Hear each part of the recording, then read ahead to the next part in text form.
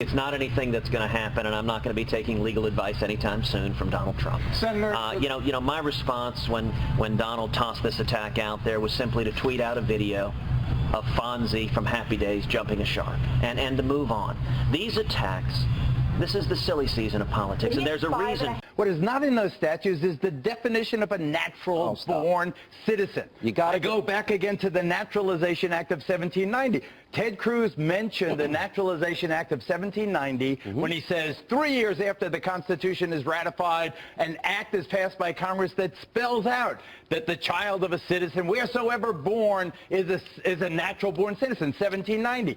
5 years later, Senator Cruz conveniently does not cite the amendment to the Naturalization Act of 1790. 1795, it says the child of a citizen born wheresoever born is a citizen, not a natural-born citizen, just a citizen. Omit that phrase. I submit the original meaning of, hang on, to you that it should be litigated. Back. The Naturalization Act of 1790, enacted by the first Congress, you're right, to American citizens were, quote, natural-born U.S. citizens at birth. If Ted Cruz had run for president between 1790 and 1795, you'd be right. No, but the act was amended 5 years later. Which actually helps. What did they delete? Hang on a second. They deleted the phrase natural-born.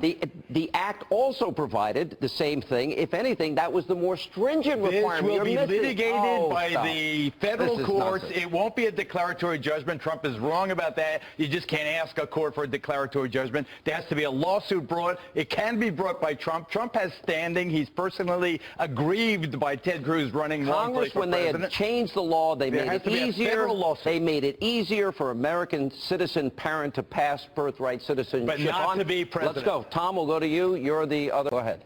Absolutely. Sean, there's no question whatsoever that Ted Cruz is constitutionally eligible to serve as President of the United States. Frankly, it's not even a close question. There is abundant evidence of exactly what our founders meant when they used the term natural-born citizen and they put it in the Constitution. It means someone who is a United States citizen at birth, regardless of where they're born geographically. If they're a United States citizen at birth, that is to say, if they have a United States citizen parent, they're a United States citizen, they're constitutionally eligible to serve. That's the beginning and the end of this debate. Why did they exclude the phrase natural-born when they amended the Act, Council, 5 years later? I don't look at what happened years down the road. What I look at is what our founders meant. They can't override the Constitution.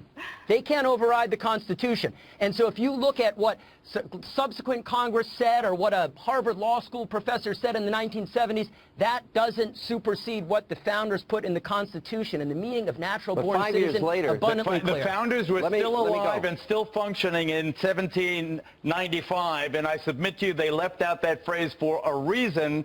They wanted a natural-born citizen with all the immigrants coming to this country. You're misinterpreting this. Let a judge decide. You go to our good friend Andy McCarthy, as he pointed out, the amendment 5 years later made it easier to define natural-born citizen. Except for the person running for president, Sean.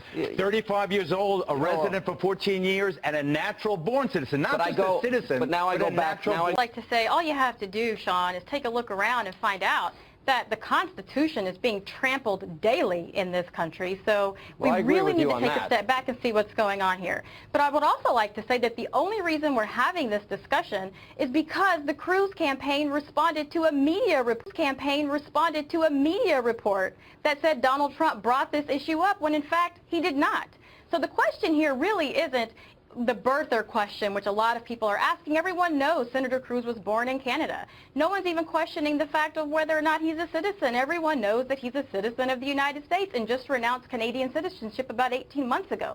The question here, though, is, to Geraldo's point, is whether or not the DNC and Hillary Clinton will bring a lawsuit, because everyone agrees, even legal scholars, so you're saying, that just to be clear, you're saying Donald Trump has not been litigated. Many people, Barry Goldwater, the first Governor Romney, John McCain, all of whom were fully eligible to serve as president. Barry Goldwater was born in U.S. territory. It was not a state, but it was U.S. territory. Wrong on John McCain. Where was John McCain born? Not in the Panama Zone. He was born in the Panama Canal Zone. I was there at the time, in the 70s, when they were negotiating. The Panama Canal Zone is U.S. territory. But Sean, here's the question. The question is, Can Hillary Clinton bring a lawsuit if Ted Cruz becomes a nominee? Yeah, but you know if what? That answer is but yes, I thought then Andy it's a problem. McCarthy... You and I both know that John McCain or Mitt Romney wasn't a threat to the Democratic Party.